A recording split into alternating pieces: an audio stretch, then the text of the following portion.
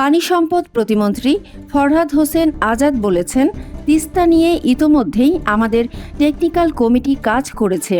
ইতোমধ্যেই আমরা আরও দেশের বাইরে বিভিন্ন দেশের কাছে পরামর্শ নিচ্ছি। তার একটি প্রজেক্ট একদিনে হবে না।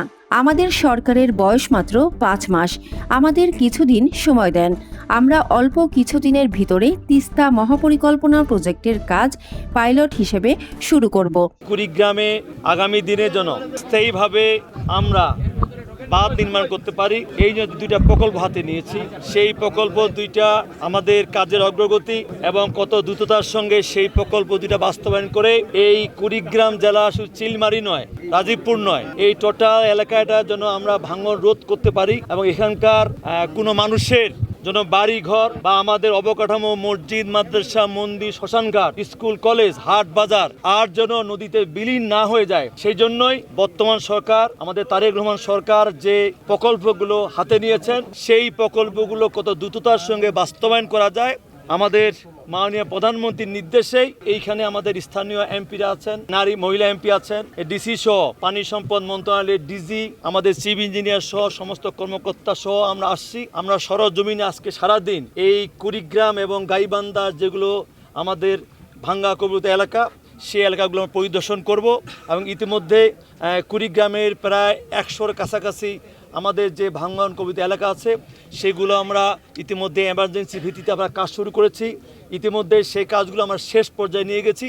আজকেও যদি আমরা এরকম কোনো এলাকা দেখতে পাই যেখানে আসলে জরুরি ভিত্তি আমাদের কাজ করা দরকার, সেগুলো আমরা আজকে আমি কাজের নির্দেশনা দিয়ে যাব। এর পাশাপাশি গাইবান্ধা আমাদের 2টি প্রজেক্ট আছে এবং সেখানে আমাদের ওয়ার্ল্ড ব্যাংক প্রজেক্ট আছে, সেইগুলো আমরা পরিদর্শন করব এবং সেইগুলোর সর্বশেষ আপডেট দৃশ্যমান দেখে ইনশাল্লাহ আমরা অতি দ্রুততার সঙ্গে আমাদের প্রকল্পগুলো বাস্তবায়ন হয় এবং এই গাইবান্ধা এবং কুড়িগ্রামের আর কোনো ভাইয়ের, কোনো বোনের, কোনো মায়ের, আমাদের কোনো ধরনের জন্য কোনো বাড়িঘর, জমি জায়গা এবং স্থাপনা নদীতে বিলীন না হয়ে যায়, যেটা আমাদের মাননীয় প্রধানমন্ত্রী তারেক রহমান সরকারের যে ওয়াদা, সেই ওয়াদা ইনশাল্লাহ আমরা বাস্তবায়ন করার জন্যই আমি এখানে সরাসরি এখানে ভিজিট করতে আসছি। শনিবার দুপুরে কুড়িগ্রামের চিলমারি, উলিপুর, রৌমারী ও রাজীবপুর উপজেলার নদ নদীর ভাঙন কবলিত এলাকা পরিদর্শনে এসে চিলমারি বন্দর এলাকায় এসব কথা বলেন তিনি।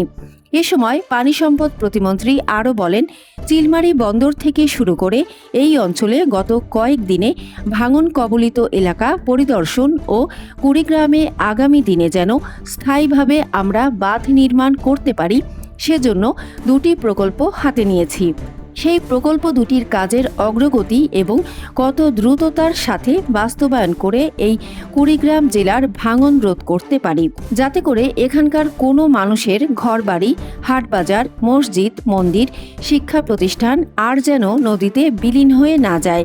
সেজন্য বর্তমান সরকার যে প্রকল্প হাতে নিয়েছেন, সেই প্রকল্পগুলো কত দ্রুততার সাথে বাস্তবায়ন করা যায়, প্রধানমন্ত্রীর নির্দেশে স্থানীয় এমপি সহ প্রশাসনের সংশ্লিষ্টদের নিয়ে পরিদর্শনে এসেছেন বলে জানান পানি সম্পদ প্রতিমন্ত্রী। নদ নদীর ভাঙন রোধে কোনো দলীয় বিবেচনা থাকবে না। তিনি বলেন, ইতোমধ্যে কুড়িগ্রামে প্রায় 100টির কাছাকাছি ভাঙন কবলিত এলাকায় জরুরি ভিত্তিতে কাজ করা হচ্ছে। এছাড়াও যেখানে কাজ করা দরকার সেখানে কাজ করার নির্দেশনা দেয়া হবে। এরপর গাইবান্ধায় ওয়ার্ল্ড ব্যাংকের 2টি প্রকল্প পরিদর্শন করবেন বলে জানায় প্রতিমন্ত্রী।